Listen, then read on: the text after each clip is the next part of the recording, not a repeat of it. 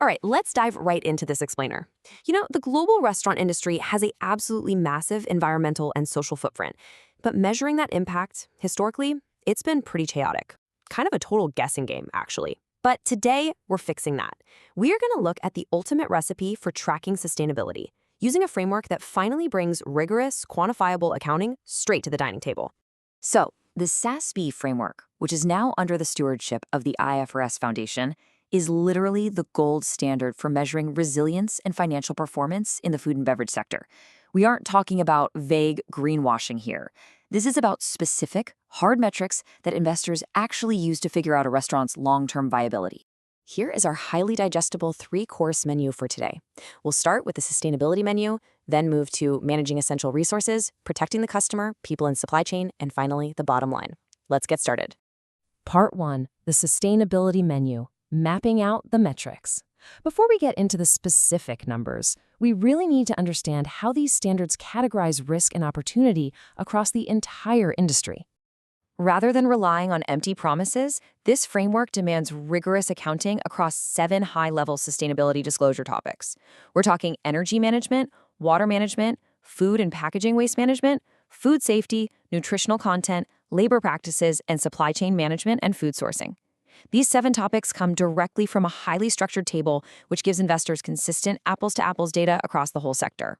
Now, looking at all those codes, you're probably wondering, how do we actually track this without totally drowning in the technical details?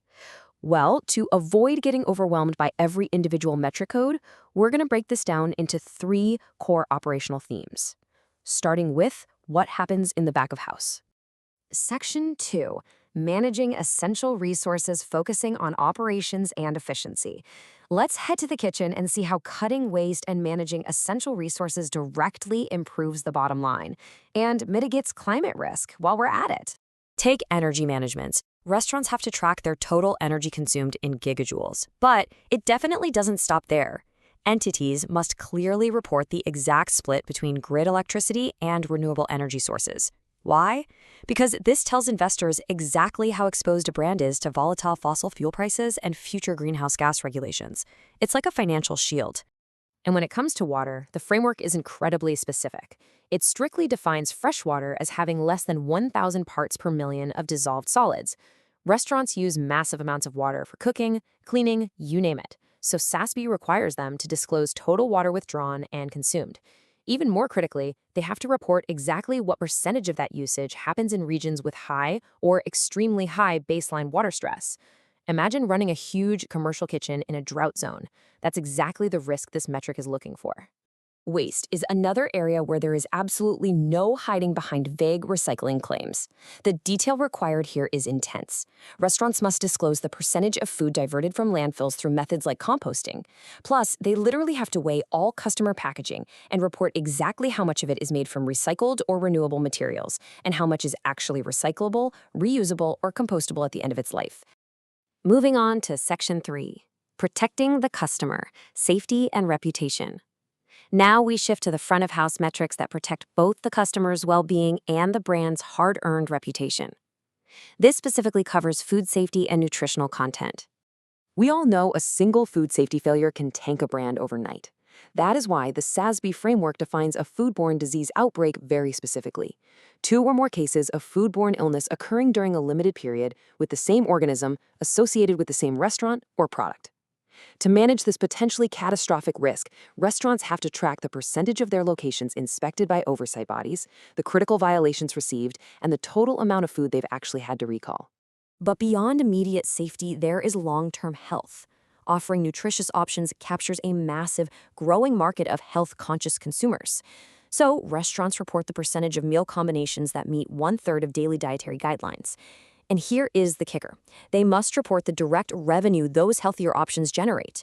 It proves to investors that good nutrition is, well, just good business. Furthermore, restaurants must be completely transparent about how they market to kids. Brands must track the percentage of advertising impressions made directly on children. Crucially, they have to disclose what percentage of those specific ads actually promote meals that comply with health and dietary guidelines. No more hiding behind cartoon mascots, right? Section 4, people and supply chain, the foundation. Let's shift away from the customer for a minute and look at the people who actually run the operations, along with the global food supply chain. This covers our final two SASB topics: labor practices and supply chain management. The restaurant industry is incredibly labor-intensive, and high staff turnover is a massive operational vulnerability. So, the labor practices topic requires tracking average hourly wages and the percentage of employees earning minimum wage. But actually, here is the brilliant part. SASB requires contrasting voluntary turnover against involuntary turnover. Knowing whether people are choosing to jump ship or if they are being forced out tells an investor everything they need to know about internal culture and stability. Supply chain blind spots are equally risky.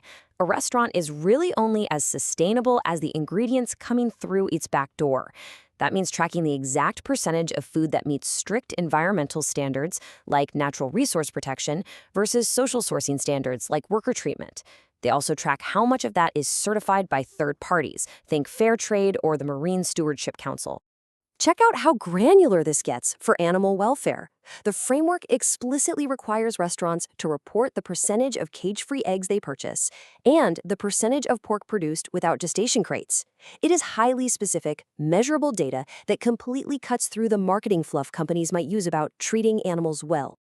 And finally, Section 5, the bottom line. Why do these metrics actually matter? Let's tie this all together. At the end of the day, these 7 disclosure topics: energy, water, waste, food safety, nutrition, labor, and supply chain aren't just about checking a compliance box to feel good.